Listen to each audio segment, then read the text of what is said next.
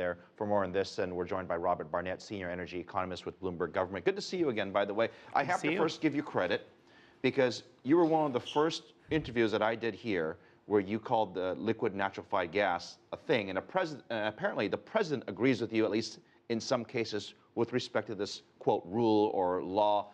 Jessica was explaining to our audience this. Why is it not a law and just a rule? And is he able to just to do that, make a rule? Yeah, well, in Civics 101 in the U.S., I think you would learn that we create laws by electing members of Congress, and they vote on it, and that's how you create a law. But we also have a secondary process where the president can create laws via the executive branch. And the power of the pen, so to speak, it right? It has the same, once the law is finalized, it has the same legal standing as a law that the legislature had voted on. And the reason is because the Clean Air Act was written in a way to be flexible and allow EPA to come back and change things without needing Congress. So this is interesting. He can basically make a rule/law without having it actually being voted on.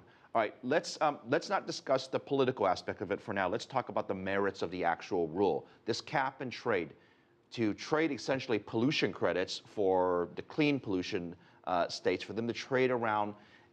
Is this a good idea, or are we just complicating things? Well, look, from an economics perspective, the best way you can tackle a problem like this is through price signals. So you can have a tax, or you could do cap and trade, which is a little bit more complicated, but it's better than the government coming in and saying, well, I want you to install this piece of equipment or that piece of equipment. So it is flexible. So again, for our viewers, if you want to do a plant and you want to pollute, go ahead. You're going to pay for it. Is that right. Essentially the premise of cap and trade? Right. If you have a price signal, so if you can reduce emissions for less than the cost of emitting, then you should do it. And if it's more economic or more beneficial for you to go ahead and put the pollution in the atmosphere, then that's what you should do. The critics, Mitch McConnell, obviously from Kentucky, and you can see even some from his own party, Democrats, are saying, "Hey, wait a minute. You're going to kill hundreds of thousands of jobs." I heard that on the radio today. I have no idea whether that's true or not from an economist. I mean, you're an economist. This is what you do. Do those critics have a leg to stand on when they say it's going to eliminate hundreds of thousands of jobs, or is it, as in Washington, D.C., an exaggeration? Well, look, this rule will have an impact on the economy that would include some impact on GDP, some job losses. But in the grand scheme of things, when you do something like this, you eventually have workers that retrain and do something else. So maybe you end up with less coal miners and more folks doing hydraulic fracturing in the long run. Who's the winner in this new rule? Is it, coal represents roughly a third of American energy output. So I'm guessing solar, wind, basically all the other ones, including your friend liquefied natural gas. Are these going to be the beneficiaries of this new rule?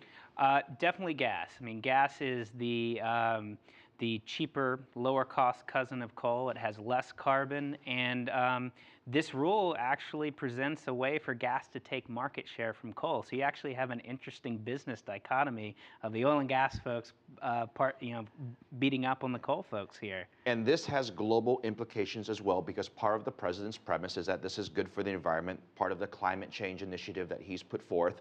There is a World Congress happening in Mexico City where they've been essentially debating a mini Kyoto Agreement, talking about climate change. And over in Asia and in Europe, they're doing the same thing. Is this the beginning of global cap and trade? I wouldn't go that far, but getting all of the states in the U.S. to agree on something like this is very challenging. You've seen all the rhetoric back and forth.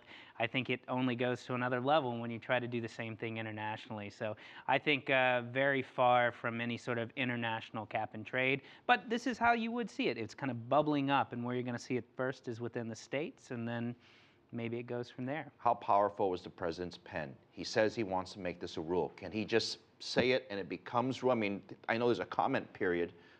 Could the politicians somehow end up killing it or negotiating out of a deal? There's been a lot of talk, and as you know, I don't want to hear any of it until I see action. Yeah, this is far from a done deal.